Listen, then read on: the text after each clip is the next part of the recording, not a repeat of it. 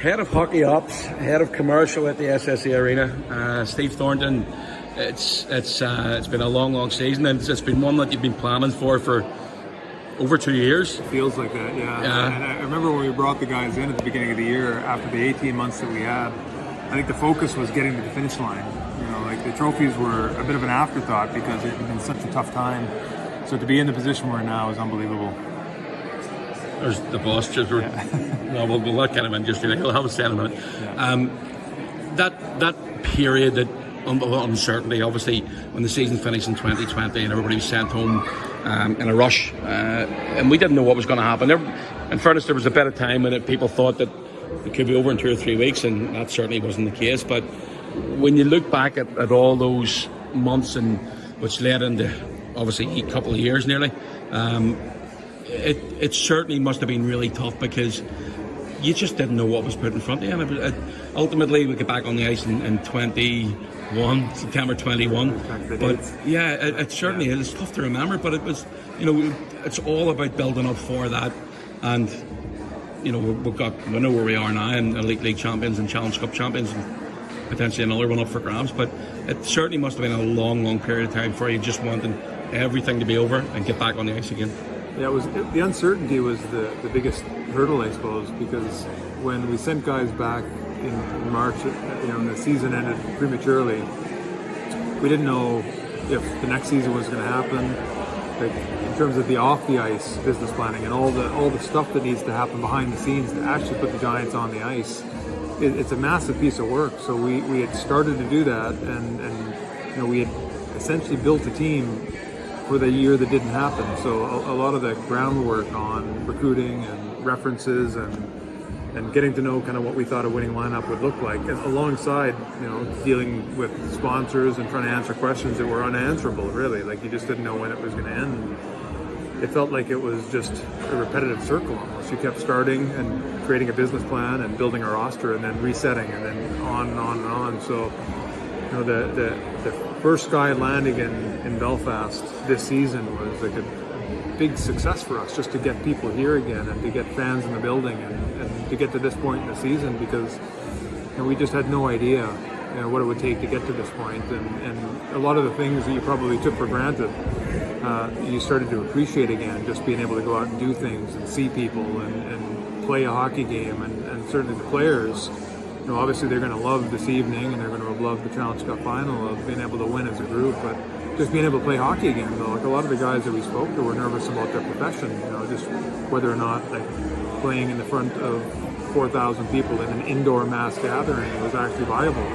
When was that going to come back? Because I don't even know when the vaccine actually came, but until the point where it looked like you were kind of coming out of that the pandemic, where there was a finish line in sight.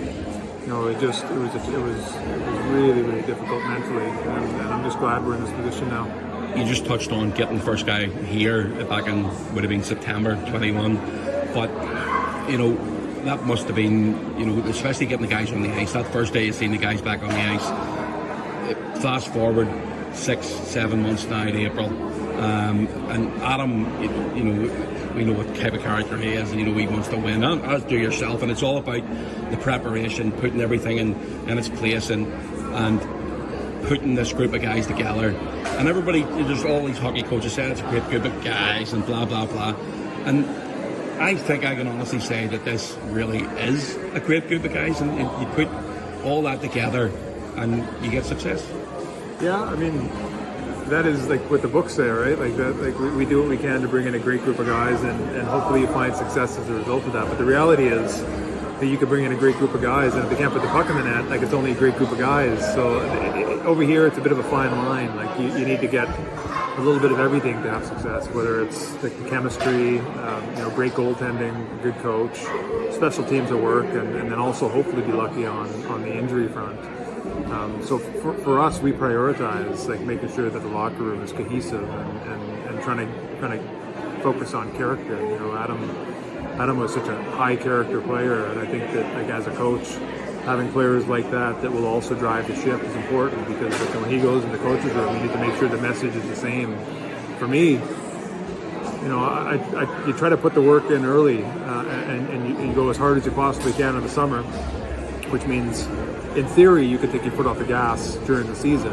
Like it's been a fairly easy ride for me this year because I've got full faith in Adam. I've got his back on everything. I support him when I need to, but I haven't had to do a lot this year.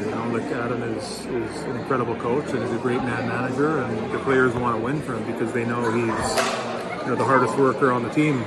When you're the hardest worker on your team is your coach, like it forces the guys to commit to buying in. So yeah, like it's been a good season for me, and I just I'm more kind of a part of it than I am actually driving anything right now. Like I think a lot of the work was done in the summer, and then Adam takes charge. It's and the coaching staff, because I don't want to give Adam all the credit because he does have a great group around him. I see how hard you work day and daily now, whereas before I just bluffed your way most of the time. But I see it day and daily, and I see how prepared you are, not just from the coaching side of things, but off the ice as well. And you talk about, you touch on sponsors and you touch on the commercial side of things, but the sponsorship and the commercial side of things, to put this team on the ice, it's not possible without that side of things. No, it is the lifeblood of the organization. Like the fans and the partners that we have help us put this team on the ice, and that's absolutely the truth on it. And we're in a unique position as a hockey team in that the overarching company that runs us is a charity. So it's not an emotional owner that ends up taking dividends from the team and trying to make money. Like everything that we can bring in goes back as an investment basically into the site or the team. So like this great location where we'll be hopefully be able to meet up with the players after the game is because of that, and the team that we can bring in, the players that we can bring in are also a result of the off-ice work that we do, and that's obviously a bigger part of my role now. As you see, like I'm not just stressing on a game night. I actually work Monday to Friday as well, but that is a piece of my work. Yeah. You're one of the worst people I've ever seen watching hockey. I am getting better. You talk about off-ice. Yeah. This new bar behind is off-ice. Yeah. We've opened it tonight for the boys just to have a group gathering, just get the few family members and stuff in, and they seem to be nice and relaxed and enjoying themselves, and William's taking photographs and stuff as well, so it's good. I mean, these are the things you remember. Like I'm fortunate that I've won as a player, in numerous locations and with a lot of different teammates, and I've got special memories of each time I've won something. And maybe I took a lot of shots to the head, but the seasons that I didn't win anything, I don't remember that much about it, unfortunately. So they'll remember this for the rest of their lives. Like this is one of the things that they can say that after an incredible weekend where they got to lift the trophy, they got to soak it up in Belfast with a group of friends and family and enjoy it, because you do have to enjoy these moments. You talk about family, and that's the major point of the weekend, that you had to go and look after the girls, and having 3 daughters running about all over the place, it's a tough task, probably one of your hardest jobs, but you sat and watched the games on TV. It must have been pretty stressful because it was 2 tough games against a very, very good opponent. Oh, that's my excuse. It was too stressful. Yeah, I give credit to the guys because 4 points in Sheffield isn't an easy task. And when I realized I couldn't get into the same hotel or onto the same flight as the guys, it was an easy decision for me. I was committed to taking my youngest to her finals day for both the boys and the girls team to play them. So that was my priority. So to watch it, online, guys lifting a trophy was a new one for me. Like I've won on the ice, I've won on the bench.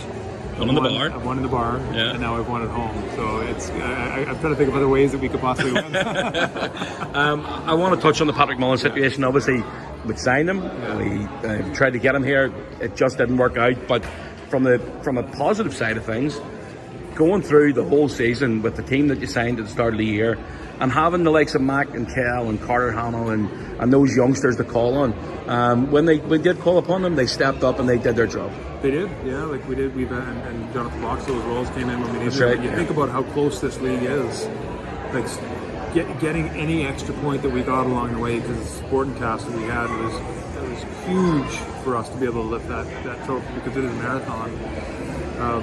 At the signing deadline, like it was certainly not a buyer's market. Like there were not a lot of players that were available that were keen to just sign anywhere in Europe, let alone in Belfast. So we felt it was best to look at an insurance policy of players that we knew what we were getting ourselves into, and Patrick Mullen was one of the most talented defensemen that played here. You saw what he did when he came in with the Champions League, and the season unfortunately didn't finish right for him, and he ended up hanging up the skates. So when the conversation started, we felt it would be a good fit, like with hoping that our lineup would stay healthy, and then Patty would be here as an option if somebody went down with an injury.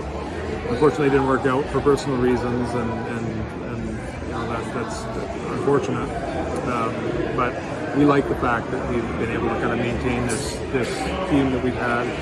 And when somebody has gone down, a guy like Kieran Long has gone back on D, which was similar to what Garst did about 7 or 8 years ago, going back on. Doesn't look out of place either. Does not look out of place, and other guys are chipping in when needed. So I think that is the makings of a good team, and obviously we've proven that we're a pretty good team with success we've had. And finishing the marathon with the horses we have is great, and so we're in a pretty good spot. Next season, it's going to be tough to keep this group together. Same every year, yeah. It is like when guys like this have success, opportunities come, and we're proud of that. As an organization, we take pride in developing people, whether it's from within or whether it's helping people progress through getting a degree or moving on to better leagues. So, as much as we want to keep everybody on our roster, which we'll try to do, we'll also help guys move on if that's what they want to do. If there's opportunities in Europe for them, they can make more money. That's understandable. Like, it's a short career that could be ended with one hit. And at the same time, we're hoping to bring in some new blood that is hungry for success. And I think in the past few years, we've proven we've been able to do that. But it's not necessarily at the forefront of our mind right now. Like, we are obviously got our eye on next season, but there's still a big trophy up for grabs that we're going to focus on. Steve, thank you very much indeed, sir. Thank you, Simon.